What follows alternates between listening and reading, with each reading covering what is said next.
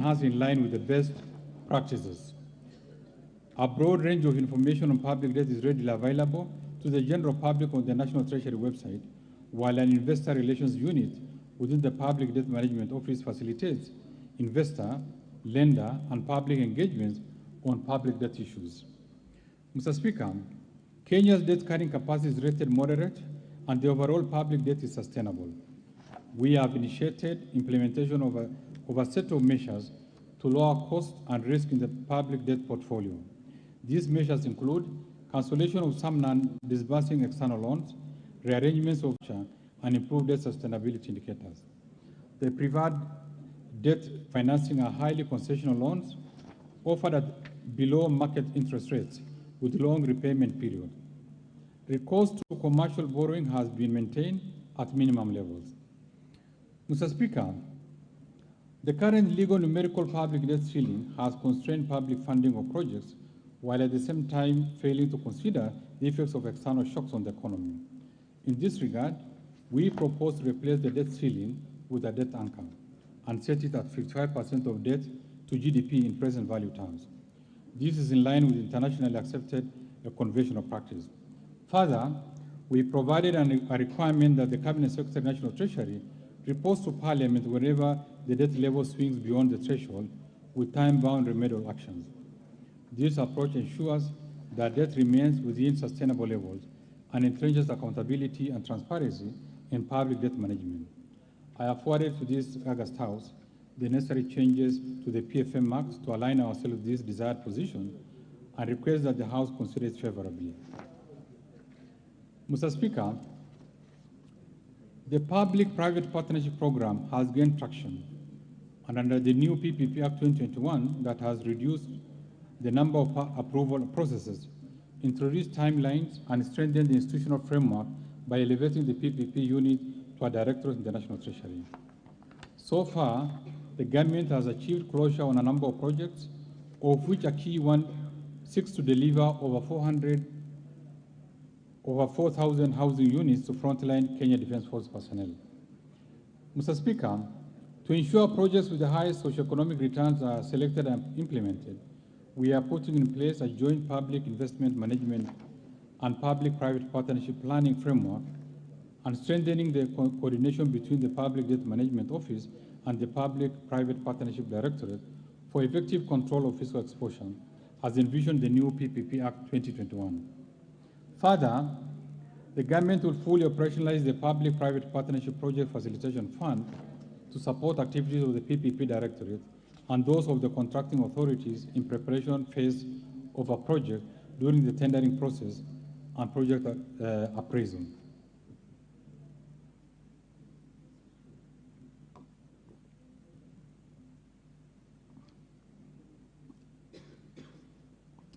Mr. Speaker, in view of the limited fiscal space, the government will embark on rationalizing the existing portfolio of projects being implemented by the national government and issue regulations for managing public investment. The government has developed the Public Investment Management Information System, which is expected to be a repository of all projects implemented by the national and county governments. Mr. Speaker, let me now turn to the highlights of the government's spending priorities in the coming financial year. In light of the revenue challenges and significant expenditure demands, spending in the financial 2022-2023 will focus on supporting economic recovery and the Big Four agenda to ensure the highest impact on the well-being of Kenyans. The proposed total program spending for the financial year 2022-2023 amounts to Kenya shilling 3.3 trillion.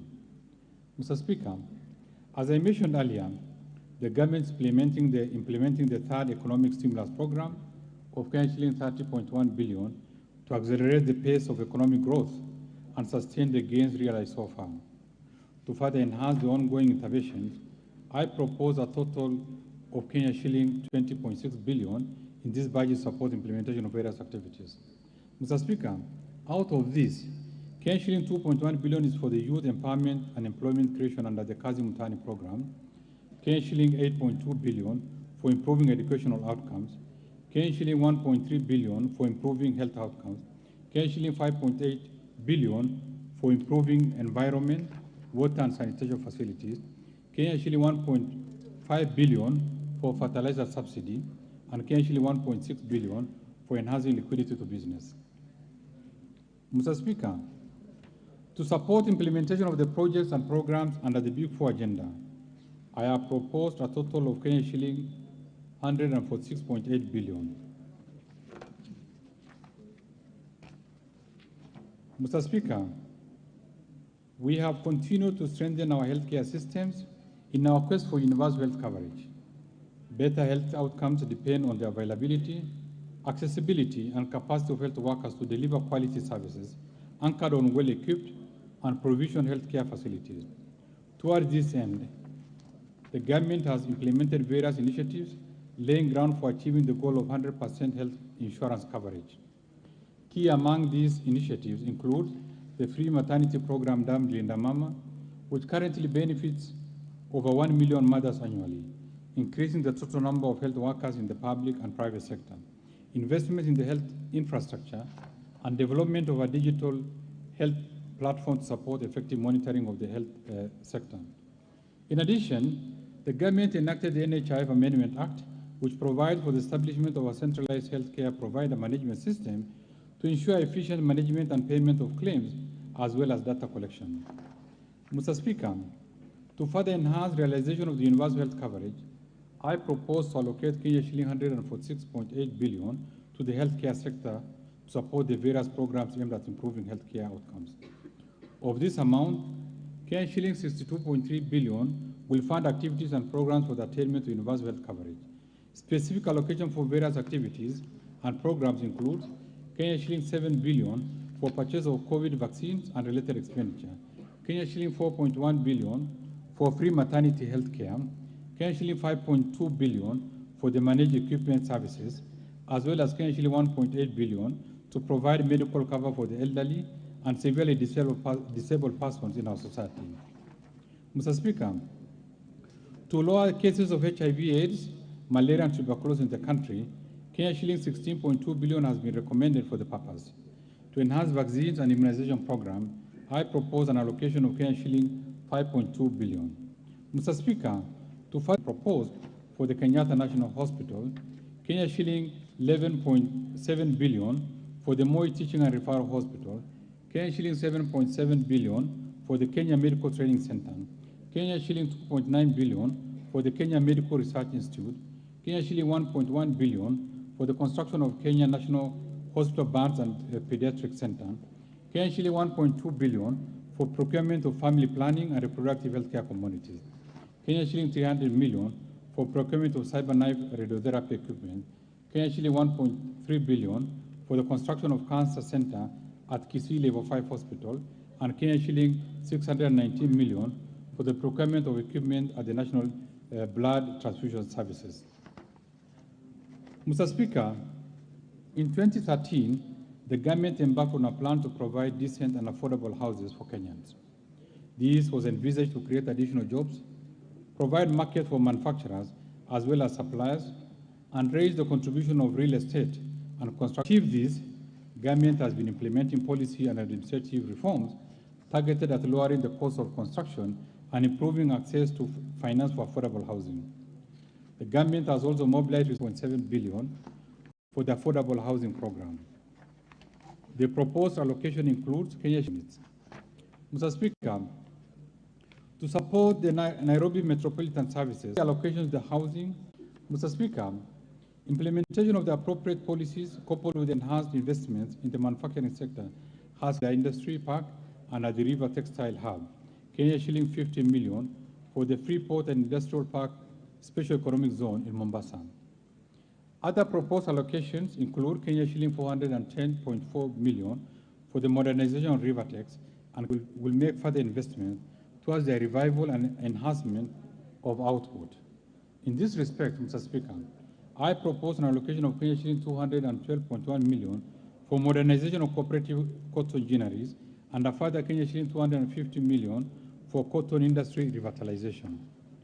Mr. Speaker, to equip our youth with essential training and internship opportunities, I have proposed an allocation of Kenya shilling 1.3 billion for the Kenya Industrial and Entrepreneurship Project.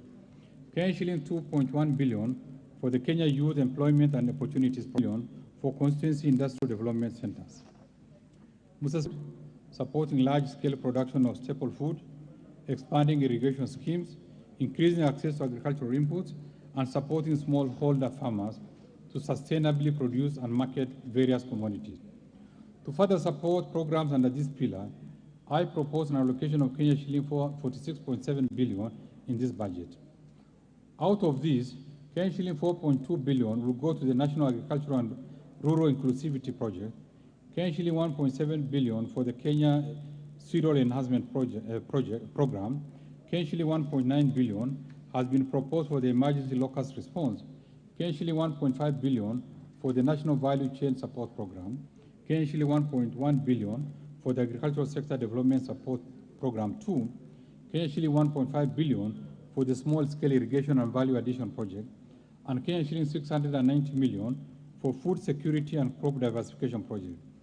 Mr. Speaker, the government will further set aside Kenya shilling 2.7 billion for fertilizer subsidy to cushion farmers during the short rain from October to December 2022.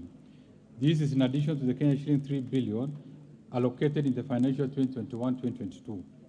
Mr. Speaker, to improve livestock production, I propose Kenya shilling 500 million for free disease holding ground in Lamu.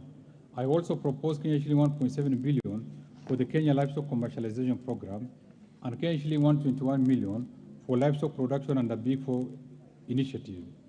Mr. Speaker, to promote sustainable utilization of the blue economy resources, I have proposed an allocation of 1.9 billion for the Aquaculture Business Development Project, Kenya shilling 2.8 billion for Kenya Marine Fisheries and Socioeconomic Development Project, Kenya shilling 1.3 billion for exploitation of living resources under the blue economy, Kenya shilling 1 billion for construction of fish processing plant in Lamu, Kenya shilling 270 million for coastal fisheries infrastructure development, Kenya shilling 210 million for rehabilitation of fish landing sites in Lake Victoria, Kenya shilling 204 million for aquaculture technology development and innovation transfers, and Kenya shilling 126.3 million for the development of the Blue Economy Initiative.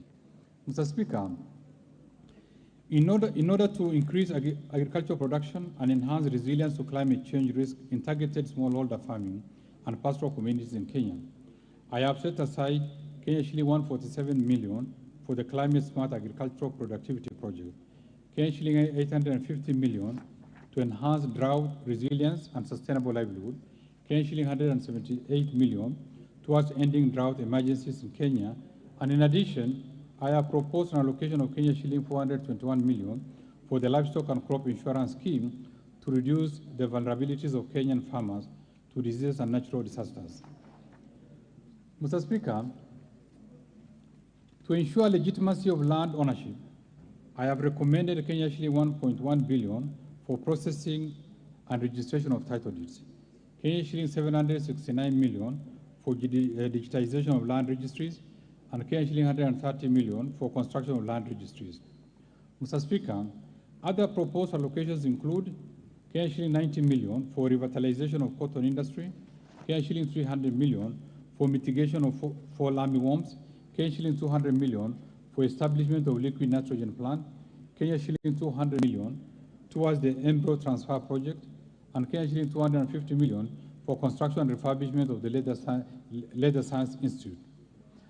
Mr. Speaker, having highlighted expenditures under the Economic Stimulus Program and the Big Four agenda initiatives, I now turn to other proposed areas of expenditure in this budget that will support our path to sustainable and resilient economic recovery. Mr. Speaker, the government continues to expand critical infrastructure in roads, rails, air, and seaports to create an enabling environment for economic recovery and employment creation. Towards this, I have proposed an allocation of Kenya shilling 212.5 billion to support construction of roads and bridges, as well as their rehabilitation and maintenance.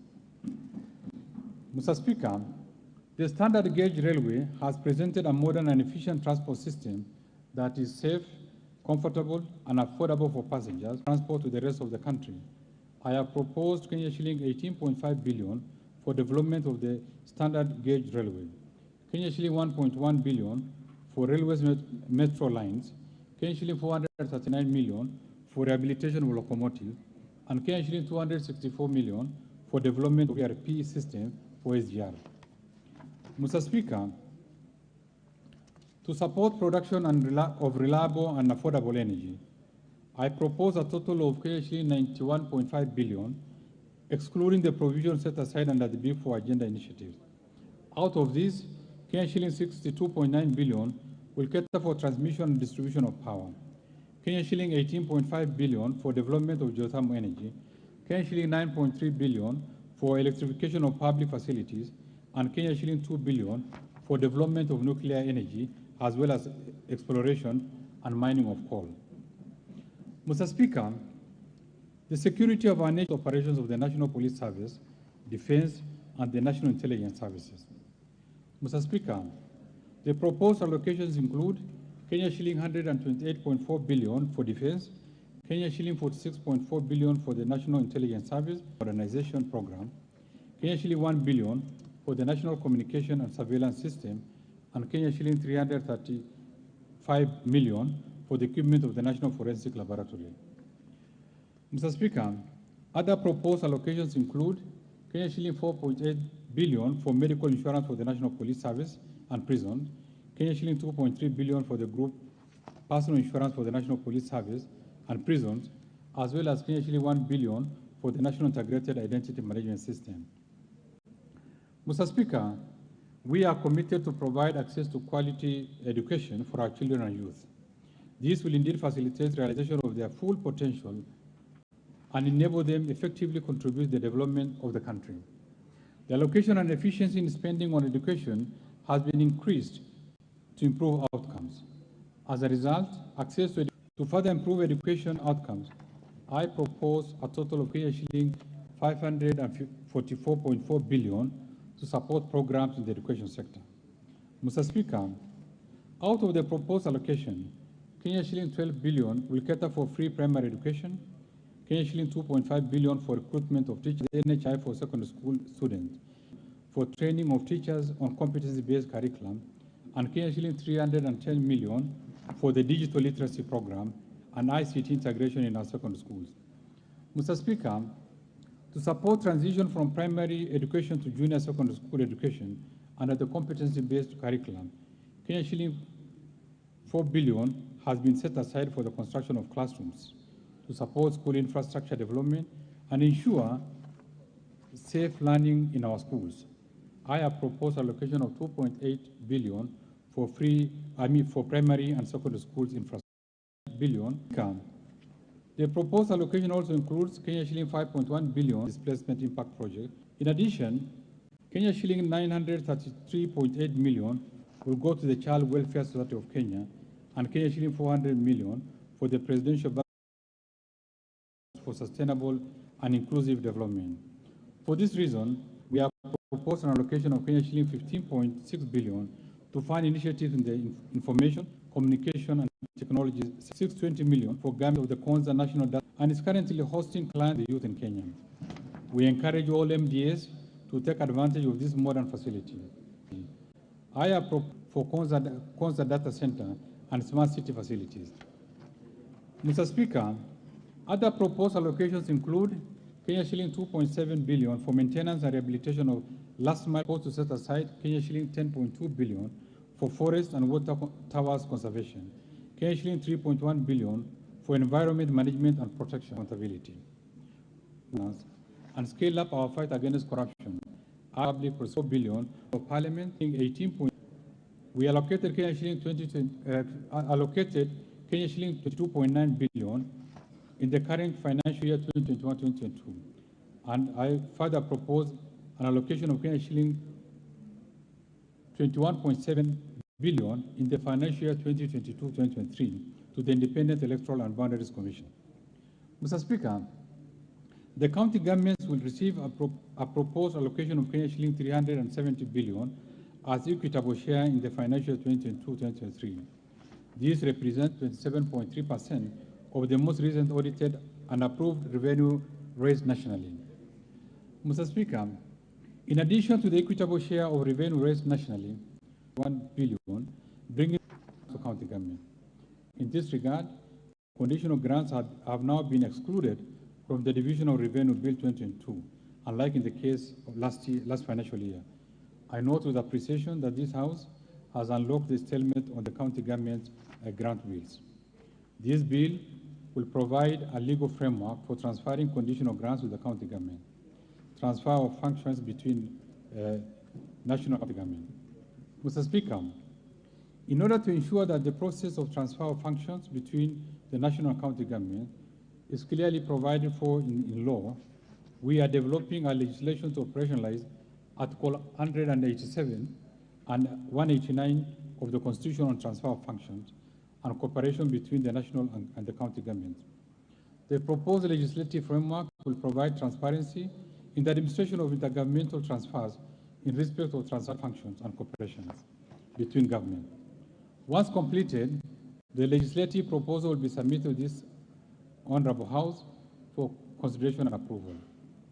Mr. Speaker, in order to support county governments' efforts to enhance their own source revenue, the National Treasury has submitted the county government bill, revenue raising process bill, to this August House. The bill will regulate the manner in which counties introduce or vary fees and charges. Once passed, this legislation will address the problem of multiplicity of fees and charges within and across counties, in line with Article 209, subsection 5 of the Constitution. I call upon honorable members to consider and approve this bill in a bid to create a conducive environment for business and deal with the issue of multiplicity of fees and charges within the county government. Mr. Speaker, in order to support an implementation of the county government's own source revenue policy, the National Treasury is in collaboration with the Ministry of Land and Fiscal Planning, Council of Governors, and other stakeholders have developed the National Rating Bill 2022 to replace the outdated Evaluation for Rating Act, Cap 266 and Cap 267. This bill was submitted to this Parliament in January 2022, and once enacted will guide valuation for rating and imposition of rates on rateable property. Mr. Speaker, Kenya has a wealth of mineral deposits. From the financial year 2016-17 and 2019-20, the government collected a total of $5.5 billion in royalties from extractive activities. These amounts translate to an average of $1.4 billion annually.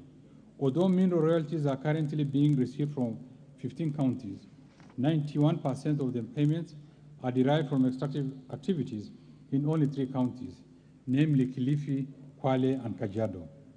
Mr. Speaker, following a presidential directive, the National Treasury has since developed a draft framework which provides for mechanisms for sharing of revenue from mineral royalties among the national government, county governments, and communities in line with Section 183 of the Mining Act 2016. The framework, which is currently being subjected to the stakeholder consultation, will provide basis for ensuring that revenues raised from the mineral royalties trickle down to the county government and communities where mining is taking place. Mr. Speaker, in line with Article 204, subsection 1 of the Constitution of Kenya, county governments have been allocated Kenya shilling 7.1 billion under the Equalization Fund in the financial year 2022-23, which represents 0.55% of the most recent audited accounts of revenue received.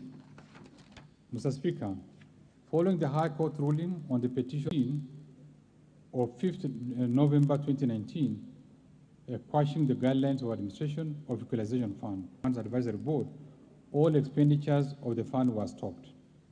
To mitigate this, Mr. Speaker, the National Treasury, in collaboration with other stakeholders, developed the PFM Regulations 2021, which was approved by Parliament in October 2021. Mr. Speaker, following the appointment of the Advisory Board and establishment of the Secretariat, it is expected that completion of projects as identified under the first policy and the implementation of the programs in the second and subsequent policies will now be fast-tracked. Mr. Speaker, continued delays in payment of pending bills to entities that provide goods and services to both national and county governments have affected liquidity and operation of these entities. In a number of cases, this has led to closure of businesses, affecting livelihoods of the suppliers. Though some progress was noted in the settlement of these pending bills by the national county government, we still have challenges where a number of suppliers are owed large amounts of money. In this regard, I direct government ministries, departments and agencies, as well as the county governments, to clear all their pending bills by 30th June 2022. In addition, we call upon all the MDAs and county governments to avoid accumulation of pending bills and ensure that payments are made as and when due. Mr. Speaker, I now want to highlight the tax policy measures for the financial 2022-23 budget, which are contained in the Finance Bill 2022. I will also highlight custom measures that Kenya will be presenting for consideration by the East African Community Ministers responsible for finance and economic affairs in their pre-budget consultation plan for May this year. These custom measures will become effective from 1st July 2022. Mr. Speaker, the proposed measures contained in the Finance Bill 2022 are expected to generate an additional shilling 50.4 billion to the exchequer for the financial 2022-2023 budget. Mr. Speaker, as earlier indicated in this statement, we consulted other partner states in the East African community, and Kenya was allowed to present its budget statement earlier than the other partner states. With regards to customs measures, we have evaluated various proposals that we intend to submit for consideration during the East African Community pre-budget consultation by the EAC Ministers for Finance, which will be held later in May this year. The measures that will be agreed upon will be communicated through the EAC Gazette and implemented from 1st July this year. Mr. Speaker,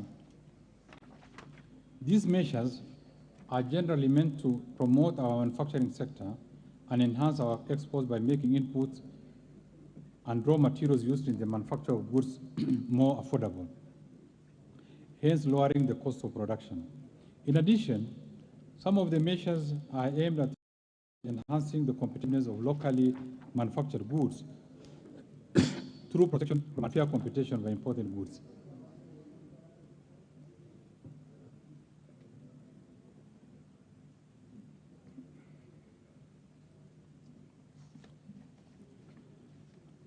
Some of the custom measures are also geared towards protecting of critical sectors of our economy, like agriculture, from unfair competition occasioned by importation of products that can be produced by our gallant farmers.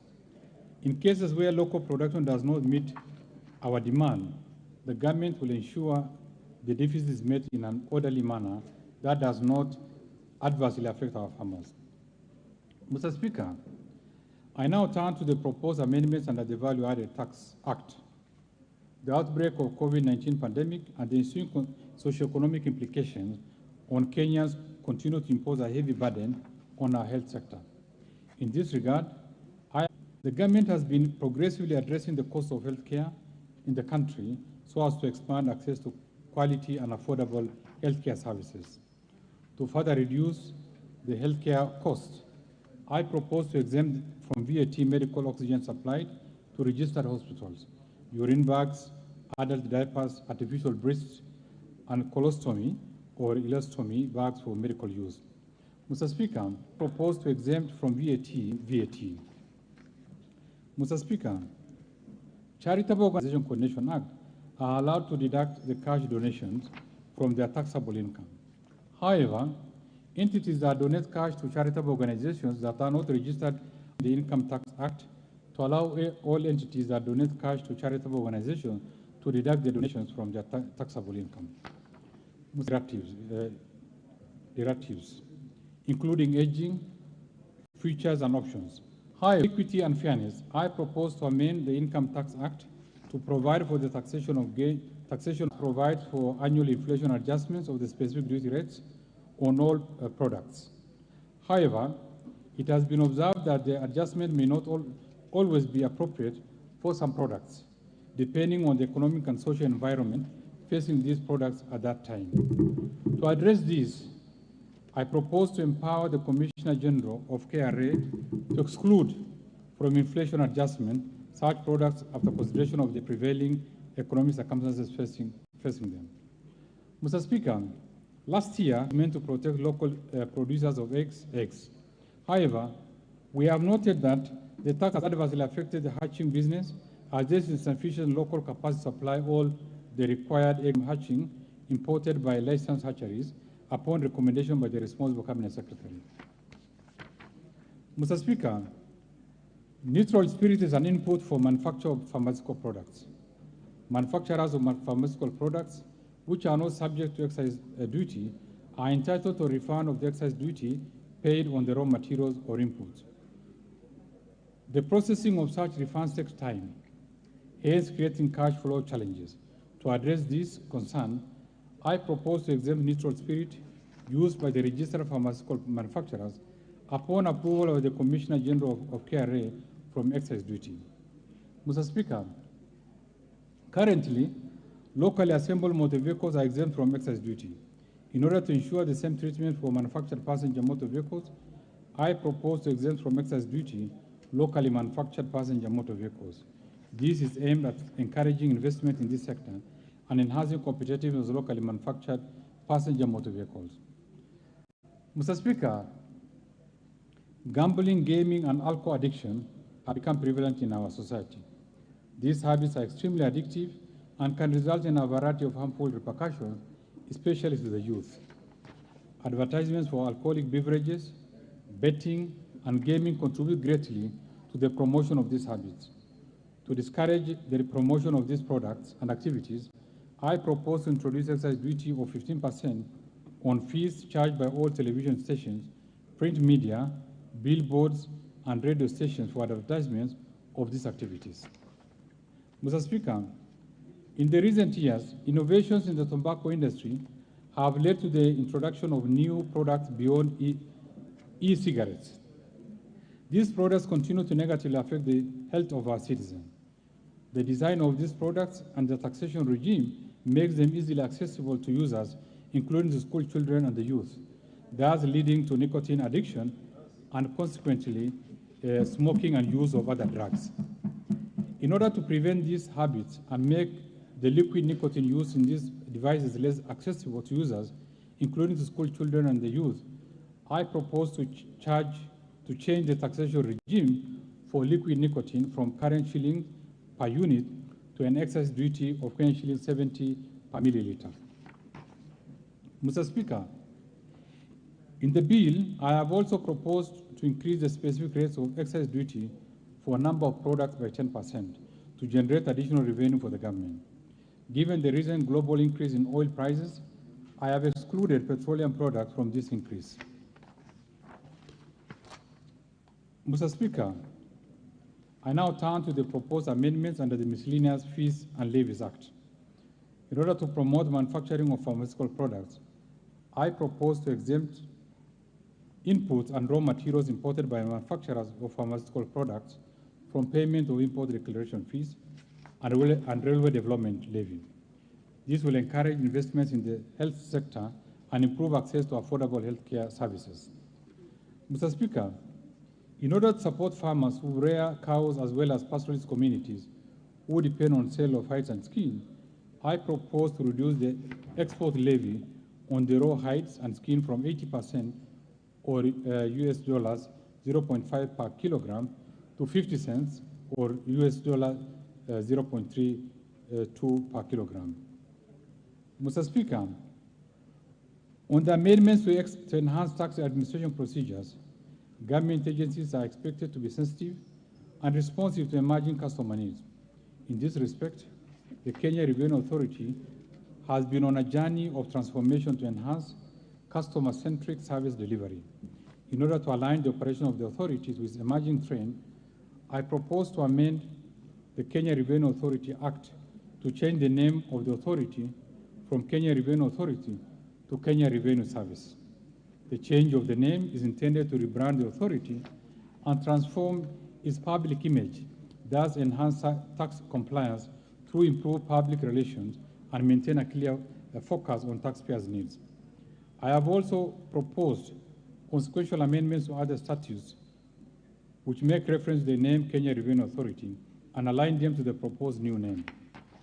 Mr. Speaker, we have noted that tax disputes take too long to conclude, especially after judgments by the Tax Appeals Tribunal. In order to protect the disputed tax revenue, I propose to amend the Tax Appeals Tribunal Act to disputed tax revenue in a special account at the Central Bank of Kenya when the tribunal makes a ruling in favor of the Commissioner General of KRA. May have other assets other than land which the Commissioner can put caveat or restriction on transfer to secure unpaid tax revenue. In this respect, I propose to amend the Tax Procedural Act, technical and financial support. Further, I thank the private sector for their sustained contribution to the growth of our economy. And sixth, I wish to appreciate the media and the non-state actors for the active engagement and participation in the financial 2022-2023 budget process. Mr. Speaker, allow me to once again thank all honorable members of the National Assembly and the Senate for their support in facilitating legislative proposals supporting the government economic transformation agenda over the last 10 years. And our pursuit to solidify and sustain the economic growth trajectory we have and planning since my appointment to the docket. I thank you all, and may God bless you. The very last, Mr. Speaker, before I resume my seat, you recall that I have already submitted to this House the budget estimates and the Finance Bill 2022, together with accompanying documents as required by the Public Finance Management Act 2012. Today, I further submit the following documents to this August House and request that you graciously receive them.